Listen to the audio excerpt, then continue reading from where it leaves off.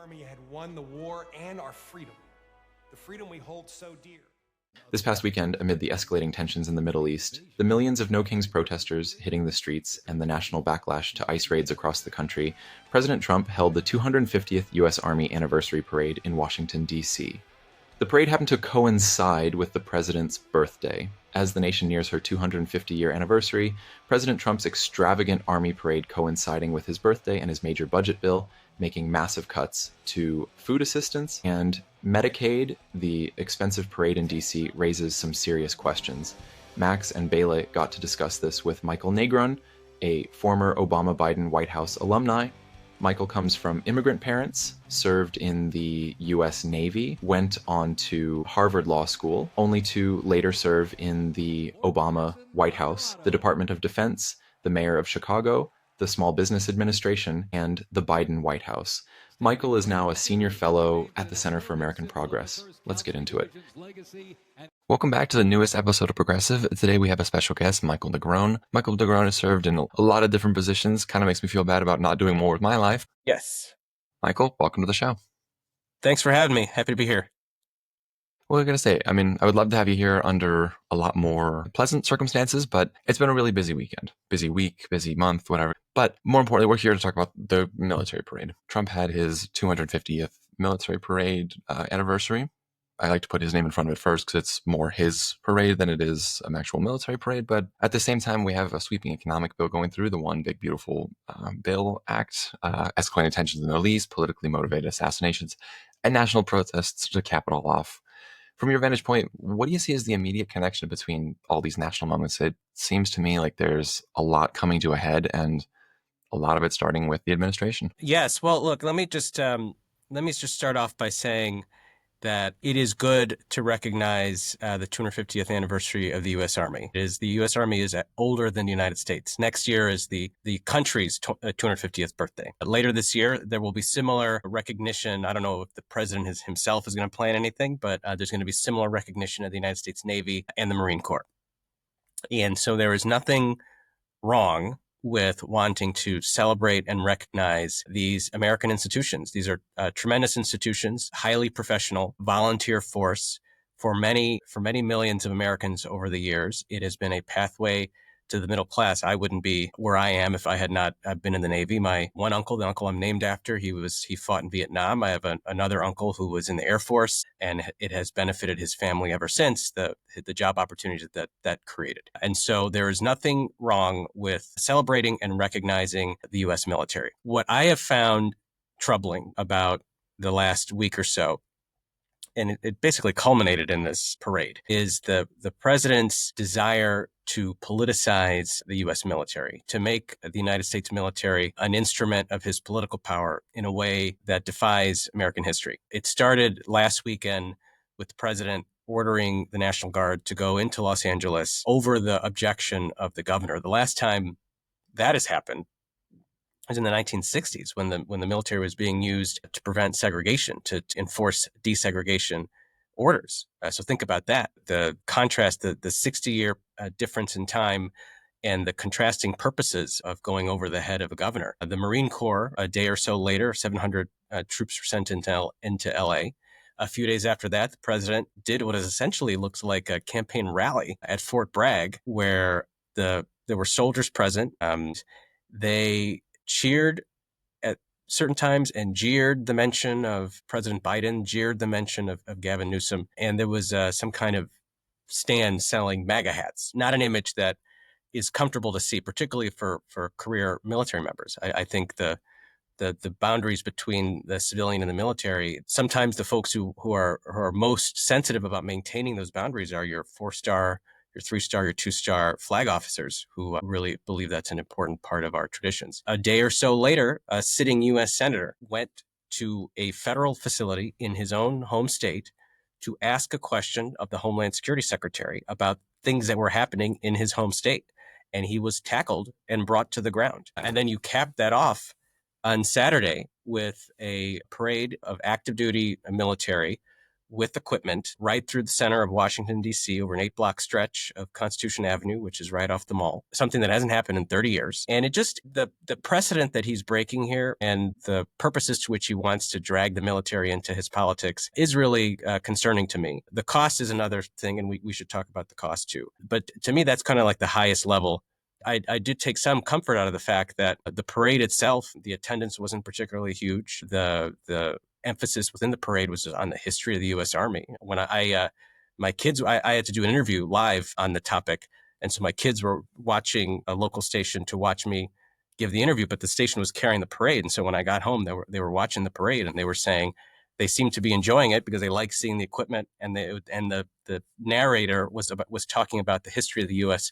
Army and not about Donald Trump and not about the military did not insert him into it. And I think that was an important thing. But I think these trends are not good. But I also think there's a lot of hope in terms of you had 4 to 6 million people out on Saturday as part of the No Kings protests. Yeah, I mean, you mentioned it, Michael, the cost. I saw some projections saying around $45 million to have this military parade just to stroke Trump's ego. I mean, you've been talking about this. I know you called it a shameless waste of taxpayer money. When you have Doge on one side trying to cut waste and fraud, and then you have the administration spending $45 million on a military parade. This is the U.S. government spending $45 million, and it looked pretty poorly attended, in my opinion, from all the videos that I saw. How do you rationalize that? How can Republicans in this administration go out there and say they're fighting waste and fraud, but they have this military parade, which I thought, at some level, it's amazing to celebrate our men and women and our army, but at the same time, you're spending this much money. That many people showed up. I think it rained a bit too. So how do you rationalize that? Well, I don't think they can rationalize it. And I think they've tried to, and I'm happy to talk about how they've tried to do it. But I don't think there is a good rationale. We are, over the last 6 months, well, a little less than 6 months, but since the president took office, we have been talking about his domestic agenda, which includes an extension of significant tax cuts from the 2017 bill that primarily benefit the wealthy, while making significant cuts to the benefits that people rely upon for healthcare, for food assistance. We've been talking about billions and trillions of dollars. There's been a talk about how the government is profligate in its spending. We had the richest man in the world leading an intergovernmental task force and sort of gleefully firing thousands, if not hundreds of thousands of workers very recklessly. In many cases, a number of them had to be rehired because they did not realize that they were responsible for things like the avian flu prevention or securing nuclear facilities. So very recklessly done. And so while the language is about belt tightening in Washington, we then have this $45 million, what appear to be a birthday celebration for the president.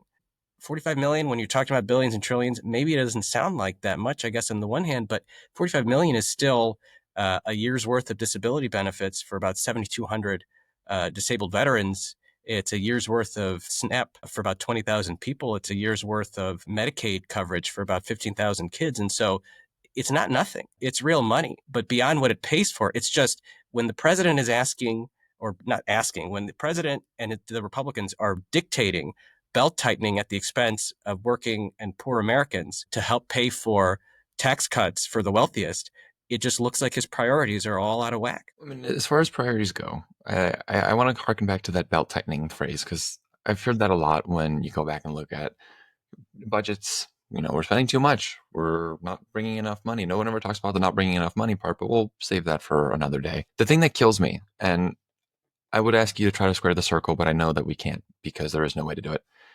You're going to go on and say we're spending too much, which for the sake of the argument, yeah, you're right. Interest is going to reach $1 trillion this year on our debt.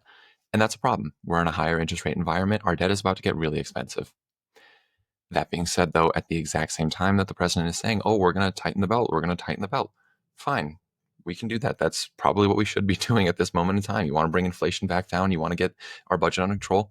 What you don't do is cut benefits to the poorest people and cut taxes for the wealthiest people, getting rid of more of your revenue sources, hurting the most vulnerable populations, and then at the same time cutting healthcare for the same vulnerable populations, because that's going to lead to a lot of deaths, a lot of pain and suffering for a lot of people. That doesn't need to happen. A lot of loss of productivity, and more importantly, you know what you don't do? You don't get rid of the dollar as the world's reserve currency. You don't get rid of our financial superpowers. So in this same vein, can you try and rationalize it a little bit at least? I mean, what is going on through their heads of $1 trillion in interest payments on our debt, but then we're going to cut all these taxes and not bother to do anything? We're going to actually make a bigger deficit and dig ourselves deeper in this hole? Well, I think they're going to struggle to do a rationalization. The way I have looked at it is that this is the Donald Trump party. That there are things that they've done here that he tried to do in his first term, that he was unsuccessful in doing.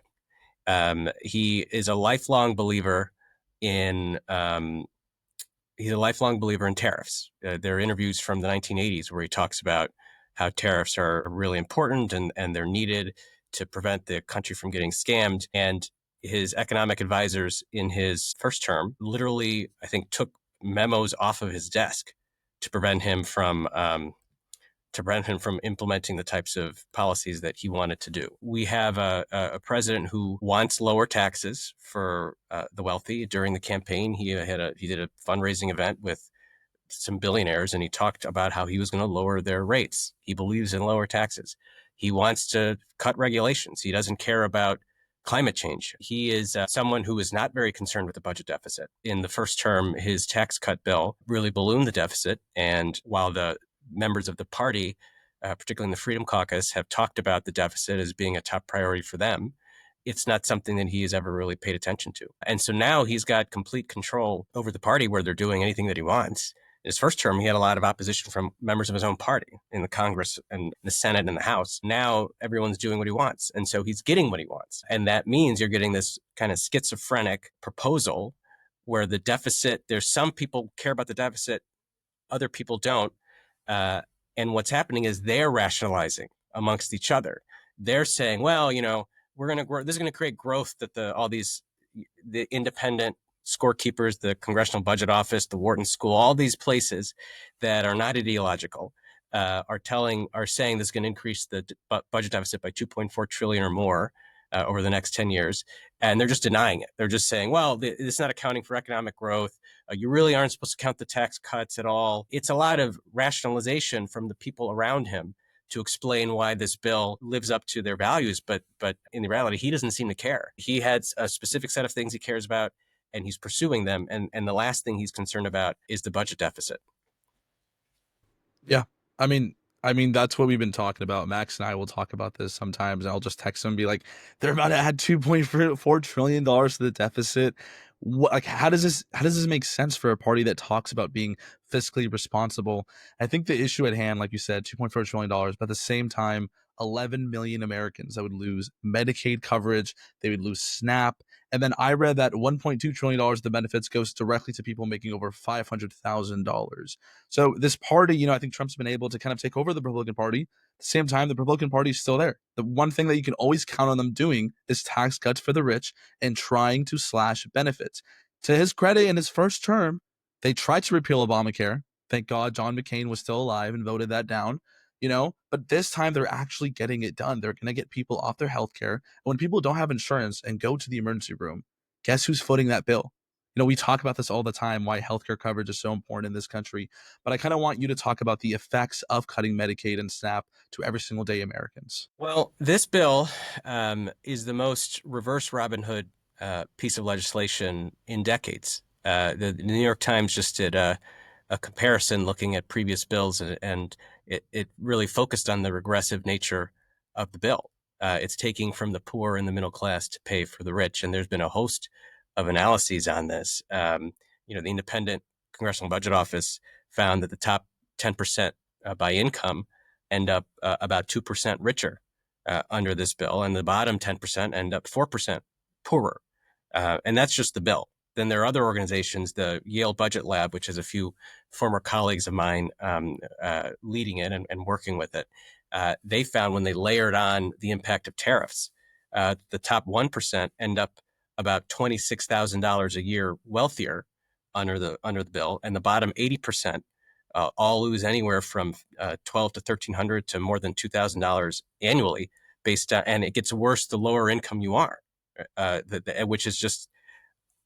It boggles the mind to think of when there's an example of this in the past, because not only are they paying more in tariffs, which are function essentially, particularly when they're across the board, tariffs are basically a sales tax, a consumption tax. It's something that you're paying when you go buy the thing that you're trying to buy. And then when you add on to it, the nearly 11 million people who are going to lose access to Medicaid because of new work requirements or because the federal government is reducing what it gives to states, or the folks who are getting kicked off the Affordable Care Act. There's also, in addition to 11 million, the bill doesn't extend the Affordable Care Act premium tax credits, which is different from the other two. It helps subsidize the purchasing of insurance on the Obamacare exchanges, something that is particularly helpful for both small business owners and workers at small businesses, because these smallest businesses often can't provide like a subsidized plan. And so the exchanges are particularly important for those workers. And those premium credits, which were put into place by the American Rescue Plan, helped get our uninsured rate down about 8%, which is the lowest rate we've ever seen.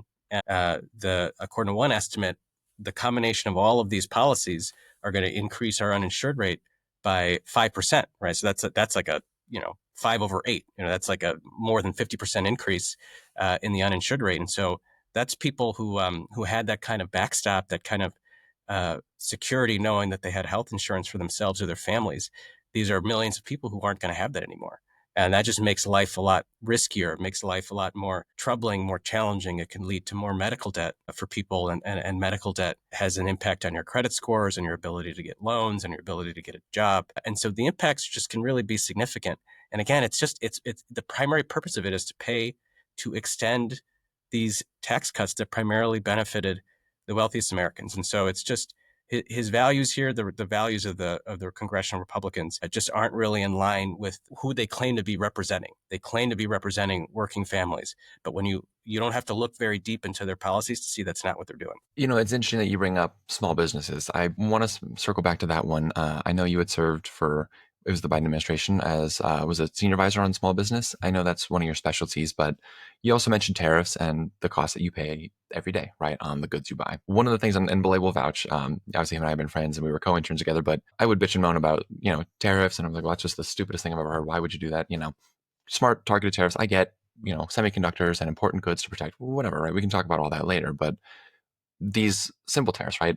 We're putting blanket ones, just every country ChatGPTing it and calling it a day, but why? Like that's not meeting the moment. The moment was inflation is a problem. People are upset about the cost of living. They're upset about the cost of their housing, about the cost of their food at the grocery store. They're upset about the cost of gas, their cars, all of it. And then during your time in the administration, I'm sure you were well aware of this and at work, and clearly you have an understanding of this. So I'd like to have you talk a little bit about that, about what you saw during your time in the previous administration as the senior advisor for small businesses, but also as the was a special assistant to the president on economic policy. Can you talk a little bit about those moments and what you saw from your beginning of the tenure in early 21 up until when leaving the administration last couple of months? Yes. When I came in at the very beginning. I had been working for Governor Pritzker in his Commerce Department. I had been the number 2 official there, and I was the acting head of commerce under Pritzker during the pre-vaccine days of COVID.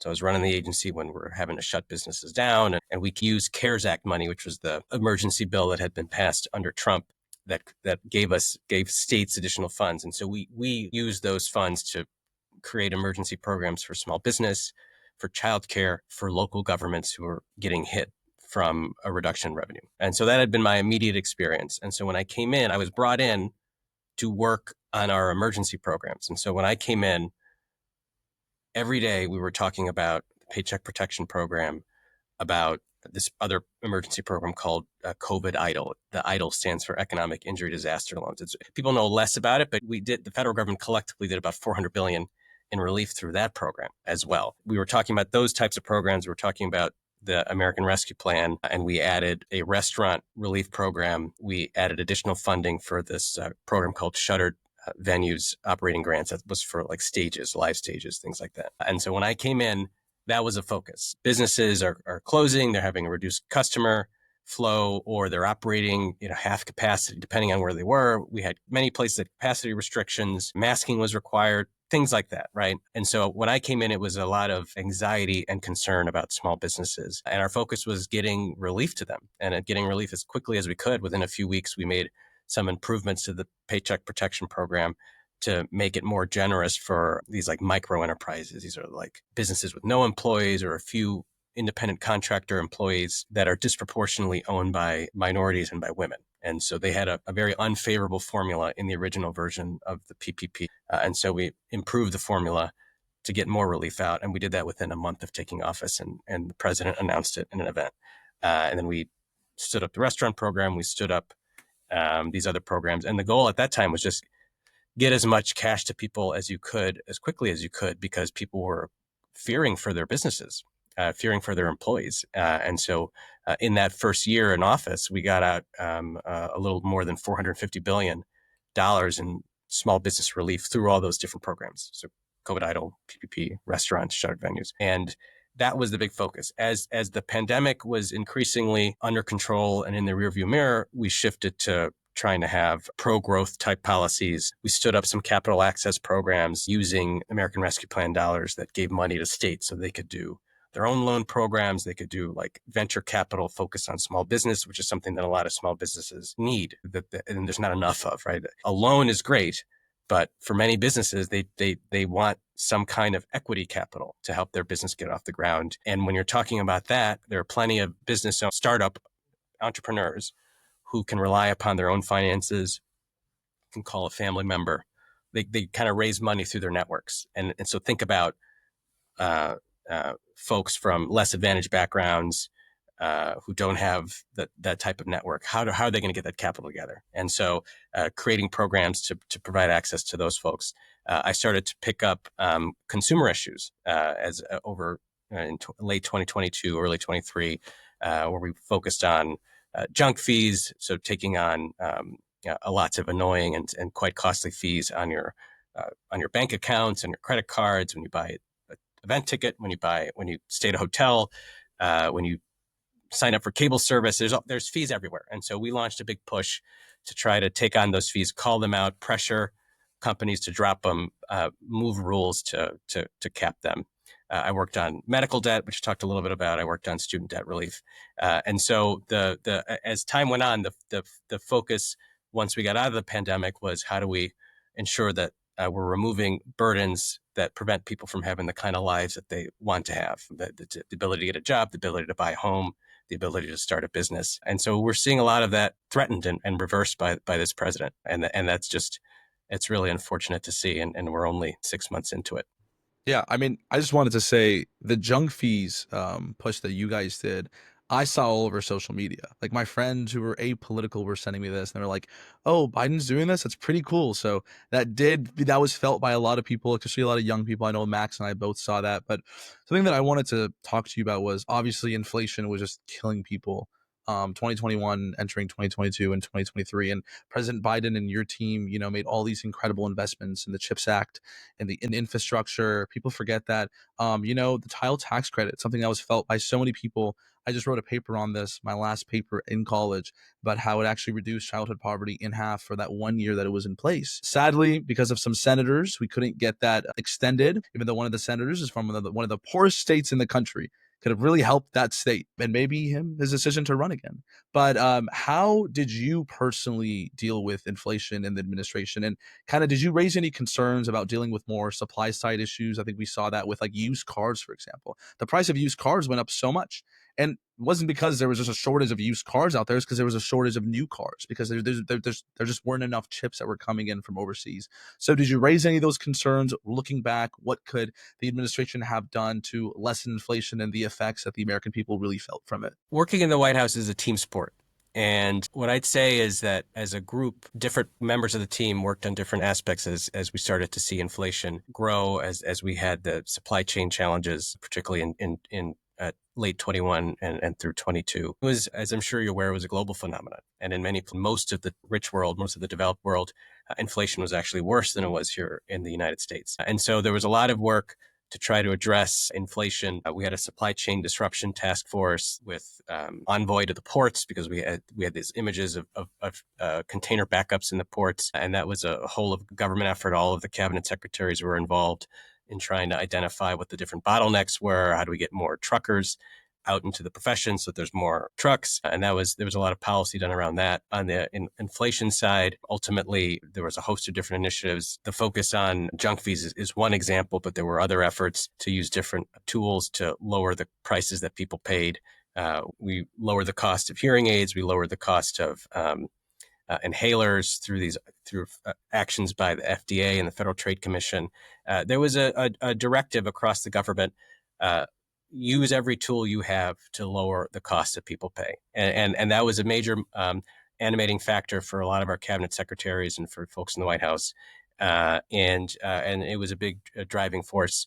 And the issue with policy generally and government generally is it takes a while for people to feel these things. I mean, the immediate shock of the price increases when we had such low inflation for such a long period of time after the financial crisis, when the interest rates were the lowest they've been in maybe ever, but certainly in decades, for such a prolonged period of time, because there was such sluggish growth coming out of the Great Recession. And it was the lessons of that sluggish growth that informed the actions that we, not only us, but the Trump administration took. When you look at both the end of the Trump administration and the beginning of the Biden administration, there was an emphasis on making sure that there was stimulus into the economy out of recognition that in the previous crisis, there was not enough of it. And so, I think there was an effort across the government. It was unfortunate that just the shock of it continued to remain throughout, even as inflation to the end of the administration came back down to just around 3%. And it's continued to, at least in the numbers that we've seen, has continued to decline in this administration. And then we're about to see, with as if the president doesn't really pull back significantly on tariffs, we're about to see the specter of inflation again. And we'll see how people internalize it and what this administration then, when they're faced with that pressure, how they try to address it. Right now, their actions are going to inflame it, are not going to reduce inflation. And so we'll see where they are in a few months if these tariffs remain in place. It's interesting you mentioned the great financial crisis and, of course, the push for growth and the stimulus, right? I want to just add a little context to that. Of course, for anyone who wasn't paying attention, or at least when you were about 5 years old, like we were, the Great Recession or the Great Financial Crisis, 2008, the biggest fear was inflation, right? And that was what stopped us from going big on stimulus, right? Their congressional Republicans pushed back on President Obama's plans for stimulus. They haggled them down and they fought him every step of the way, claiming about deficits and, we can't blow up the deficit, which, again, basic econ in the counter-cyclical nature of this. You want to do some deficit spending when the economy is bad. You want to get people on their feet. You want to get money in their hands. You want to get them spending. And of course, during COVID, that was what informed a lot of those actions, right? Whether it was the Trump administration, the CARES Act, which pumped, what was it, like $3 trillion alone in that act alone, or even the American Rescue Plan, which added another $1.7 trillion, if I remember correctly. The biggest fear, and I remember reading this at the time, was what if we don't stimulate enough, and what if it becomes 2008 all over again? And if I remember correctly, the Biden administration had weighed maybe a little inflation, maybe not, if it meant recovering quickly. And the recovery was tremendous. It was fast, it was quick, and it was explosive, right?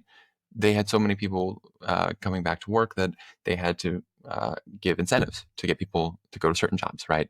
They were raising the wages for fast food workers, for all these different industries so quickly, right? And all those benefits went to the lower income quintiles, right? But then inflation came through, and I like to draw a lot of corollaries between the Russian-Ukraine war, because gas went up, right? And energy being expensive has a push effect on inflation, right? When gas is expensive, it's more expensive to bring your food to your table. It's more expensive to drive to work. It's more expensive to bring lumber to your construction site, and that was really painful. And there's not much you can do overnight, but the administration did take action. President Biden released the Strategic Petroleum Reserve. He made international deals to try to get more oil going. We produced more oil as a nation during the administration's 2022 and 2023, during those years, than we did ever. But like you said, these policies aren't felt immediately, which brings us back to the new administration, or the new old administration, second Trump, whatever you want to call it. Now, as policies are implementing all these tariffs, we're having a lot of front loading. People are rushing to bring goods into the country. They're cracking down on the de minimis exception, which, for those who don't know, is a little rule that allows you to bring certain goods into the country below, I believe it was $1,000. Yeah.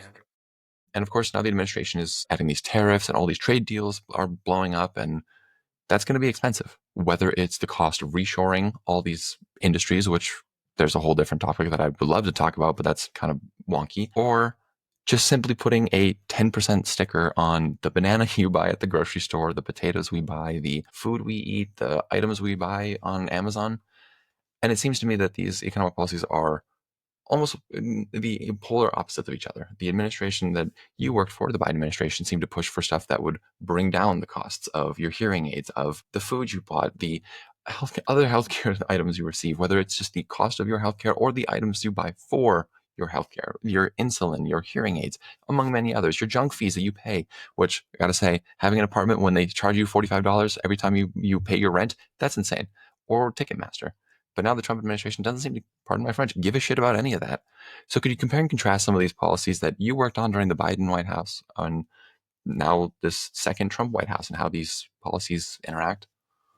Yes, well, I think you did a great job of giving some examples. The emphasis that we placed on, for example, the child tax credit, and there's no evidence of any policy like that coming back under this administration. Their desire to cut Medicaid, cut the Affordable Care Act, is going to cost millions of people their health insurance. That is the opposite direction that we sought to go as an administration.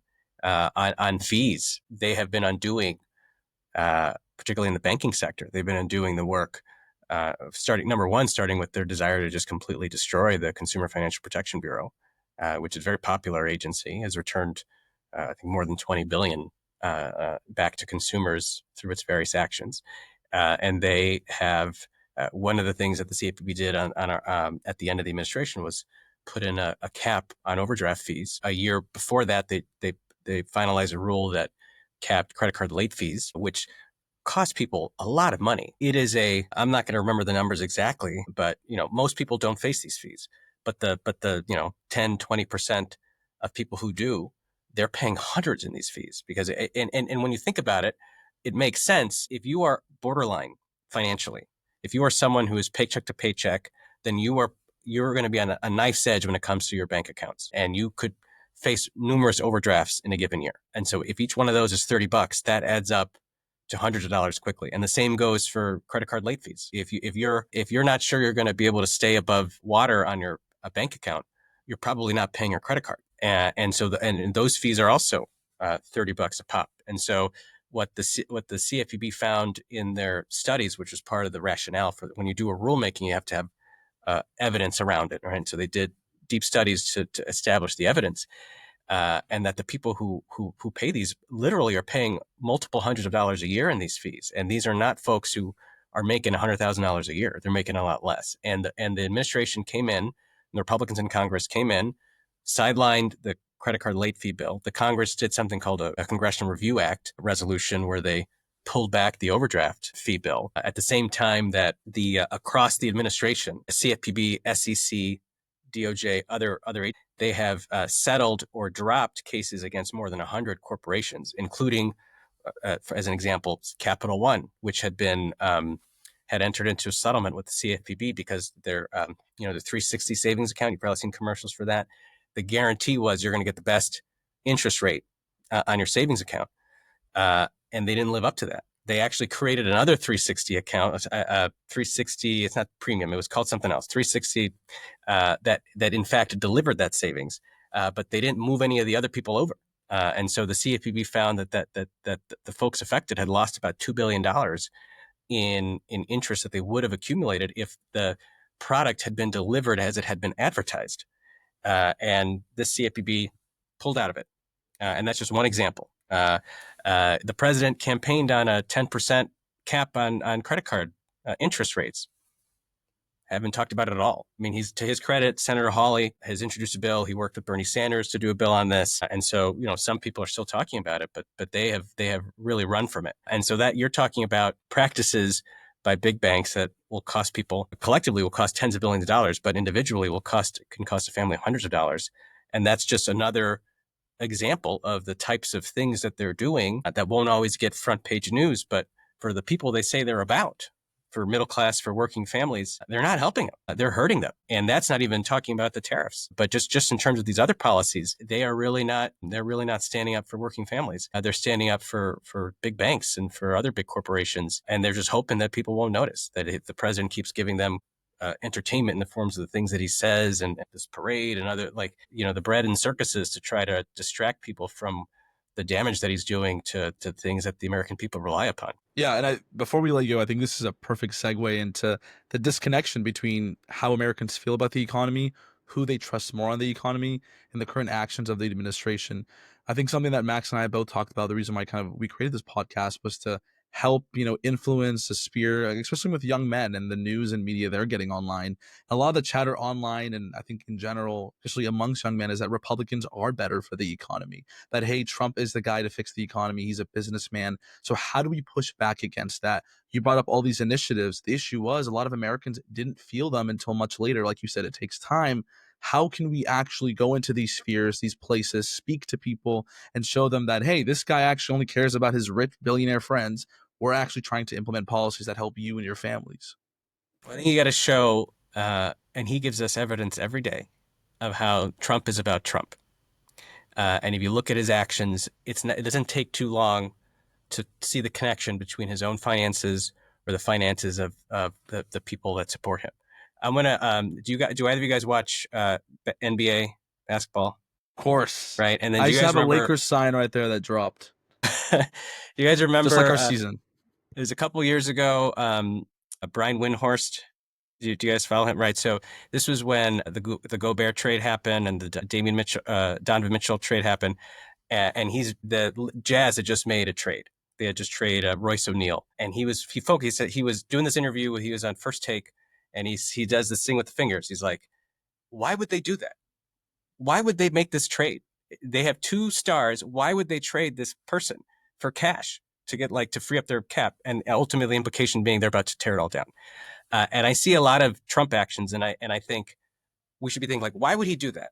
And I'm going to give you one example, and I think it's one that we should be. These are the types of things we should be focusing on. Look at crypto. In 2020, the president called crypto collectively like a scam, and he said it's like the money's not real. They make it up out of thin air.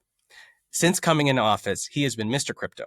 He's got a crypto czar, something that should have gotten more attention. They dismantled the white collar enforcement team at the Department of Justice that was focused on crypto crime. The SEC dropped its lawsuits against Binance and against Coinbase. Coinbase, incidentally, was one of the sponsors of the parade this week. There was a moment when the tanks are rolling by, and it says, "This has been brought to you by Coinbase." And so, well, that's really interesting. Why? Right. And one of the things, he's surrounded by people who probably believe that's good for the economy. Right. I mean, let's at least allow for that. But his family is getting up to their knees in crypto. That his sons started World Liberty Finance, which is like a platform that you can use to buy tokens and stable coins and things like that. Binance, which got off of the SEC lawsuit, played a role in getting, I think, $2 billion in investment from some firm in the Emirates in World Liberty Financial. The president had a meme coin that it still has come out poorly. I think the opening price, it's still way down, but he from the White House said, "I will do a dinner for the top 220 investors in my meme coin," and then there was a special dinner or special meeting for the people who were the top 20 or something, right? And that was a way to gin up the value, offering a good that seems questionable ethics. I think they ultimately did not do it at the White House. So some ethics lawyer must have determined that we shouldn't do this at the White House. And there was even, in a sign of the times and a linking between 2 different policies, there was reports around a logistics firm, like a freight logistics firm, that bought 20 million in this worthless meme coin for the hopes of getting to this meal so that they could tell the president, "Please stop your tariffs." The connection between these 2 policies is mind-blowing. The threat of the tariffs induced this firm that might otherwise not have done this, maybe would never have invested in anything like this because their job is logistics and freight, decided that was their best shot of trying to convince him to drop his tariffs. So, what we see, and today there was news that he's launching a mobile phone business, or his kids are launching a mobile phone business. That will not be built in America initially, by the way. It's not going to be built in America initially. And weeks after going after Apple for their cell phones and threatening them with a 25% tariff on top of it. And so, and there'll be other examples, but I think that what I think should have power is this notion that Trump Inc. is about business, and they are milking this platform for his family. They are milking this platform for their supporters, the people who stood behind him at the inauguration, the billionaires who stood behind him at the inauguration. And so I think the American people need to see that more and see, because it is easier to make that leap when you say, my whole life, I've been marketed Trump stuff, from his for-profit college to Trump steaks to Trump wine. And this is all just part of the grift. And I think that's something that has tremendous power, because it ultimately gets back to the fact that so much in this country feels rigged. It feels rigged against working families, whether it's renting an apartment and you read about all these landlords using software platforms like RealPage, which allows them to effectively collude on raising rent, even though they don't actually have to meet with each other because they're all on the same software platform, to the fact that there are these prescription drug middlemen called pharmaceutical benefit managers that your big insurance companies use, that ostensibly is supposed to help save money for people paying insurance. But what ends up happening is that the insurers squeeze out local pharmacies, and CVS and other places like that get better treatment. And so people look around and they think that the system's not working for them. And they elected Donald Trump because he gives this air of a disruptor.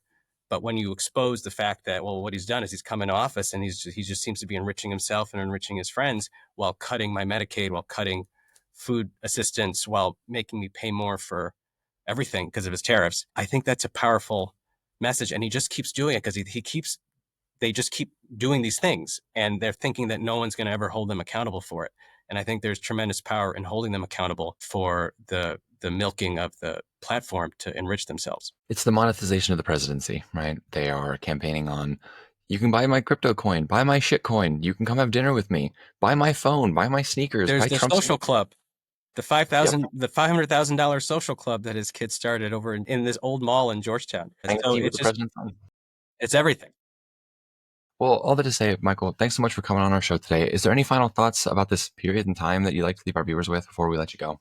Look, I think that this is still such a tremendous country, and I do think that we'll survive and we'll endure. This is a country where people can come from all kinds of backgrounds and find success. And our goal for those of us who work in public policy should be that we continue to create those pathways of opportunity. My parents both came from other countries. They came here. My dad, he was 14 years old, didn't speak any English, came from Puerto Rico. My mother came here undocumented as a 19-year-old from Guatemala, and they were able to have a life here. They were both in unions. My mom worked her way through college, became a public school teacher, and then I was able to get where I am thanks to their work and the fact that I had the Navy pay for my college and that there was federal student aid. And I think that you look around and there's stories like that everywhere. And those stories are going to continue to happen.